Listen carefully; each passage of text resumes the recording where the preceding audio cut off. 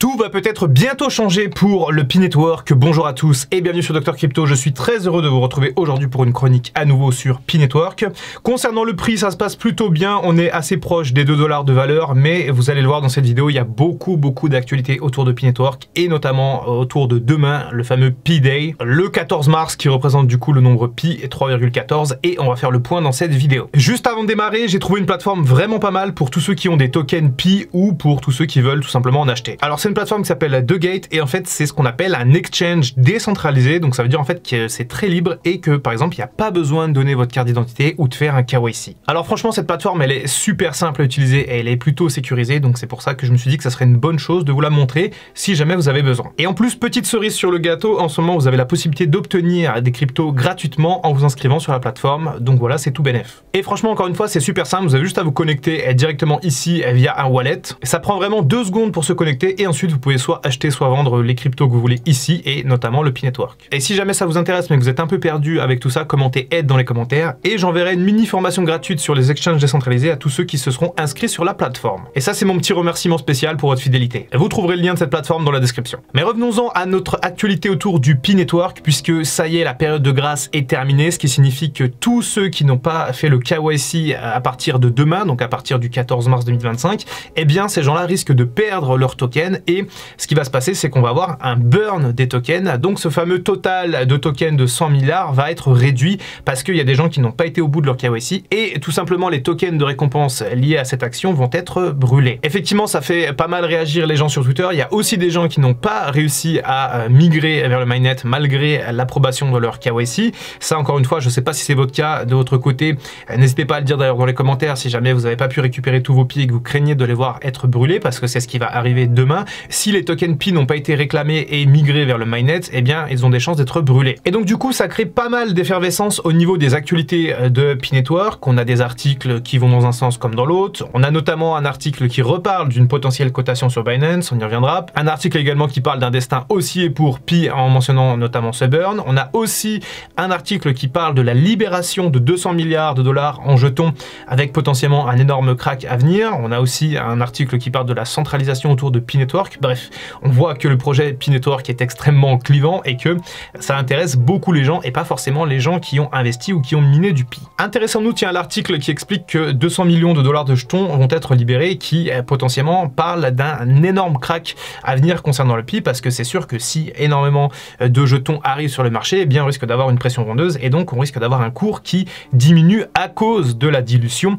des tokens. C'est globalement ce que dit l'auteur dans cet article, donc on va pas le lire particulièrement, mais on nous explique bien qu'en mars 2025, ce sont pas moins de 188 millions de jetons Pi qui vont être libérés et qui vont donc arriver sur le marché, ce qui représente quand même une valeur assez certaine et qu'il y a des prises de profit qui vont certainement s'opérer suite à cette libération. Alors c'est rigolo parce qu'on parle encore d'un projet assez contesté, assez polémique entre hype et soupçon de fraude.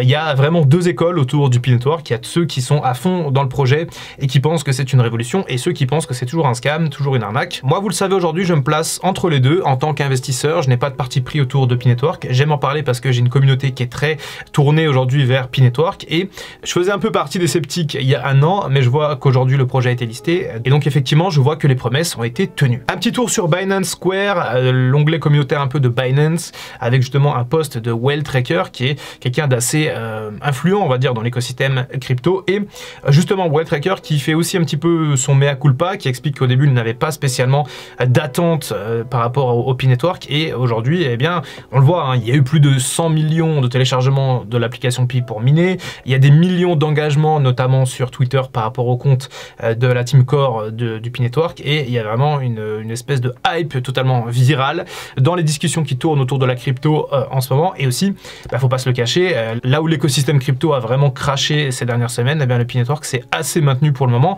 donc c'est certain que Pi Network rentre un petit peu dans la balance des cryptos importantes et surtout en termes de market cap, Pi Network est actuellement 11e, donc c'est un projet crypto sur lequel il faut porter ses yeux et qu'il faut analyser pour voir un petit peu comment ça va évoluer. Alors effectivement, on nous reparle ici du mécanisme de burn qui va avoir lieu demain, donc on va avoir beaucoup de tokens qui vont tout simplement disparaître, même si la plupart des tokens en fait sont bloqués d'une période allant de 1 à 3 ans, donc il y a certains qui vont récupérer leurs tokens l'année prochaine, d'autres en 2027, d'autres en 2028, etc.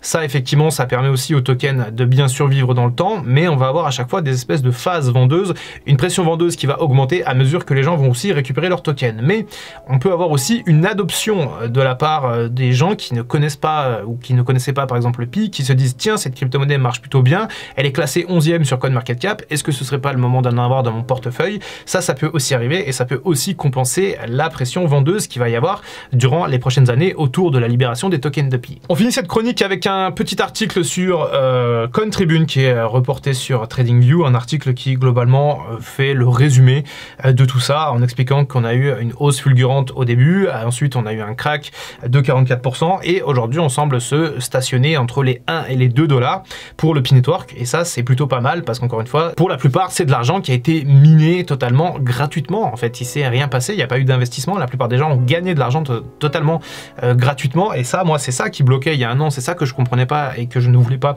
croire parce que je pensais que l'arnaque était là en fait dans une fausse promesse. Or depuis effectivement je n'ai pas mangé ma casquette mais j'ai fait un mea culpa sur le projet. Et d'ailleurs petit aparté, ça n'a rien à voir mais là cette image générée par l'IA je la trouve d'un mauvais goût absolu, c'est vraiment terrible mais bon c'est pas grave. On parle également d'un rallye haussier potentiel sur le Pi Network avec notamment ce qui peut se passer après le Pi Day et potentiellement encore une fois un listing sur Binance. On le voit ici, le jour où le Pi Network est listé sur Binance, on peut avoir une explosion en termes d'intérêt autour du Pi et potentiellement une cotation qui augmente pour le Pi avec pourquoi pas un Pi à 3 ou 5 $. On fera peut-être des prévisions durant le week-end. On nous parle à nouveau d'un projet controversé d'une progression fragile, donc effectivement il y a encore deux écoles autour du Pi, mais toujours est-il que à partir de demain les choses vont changer puisqu'on va avoir un gros mouvement de burn autour des tokens et ça il va falloir voir si jamais ça amène le token Pi vers le haut ou si jamais ça l'amène vers le bas. Toujours est-il que si vous voulez faire partie de cette fluctuation, vous avez l'exchange décentralisé Degate qui peut vous permettre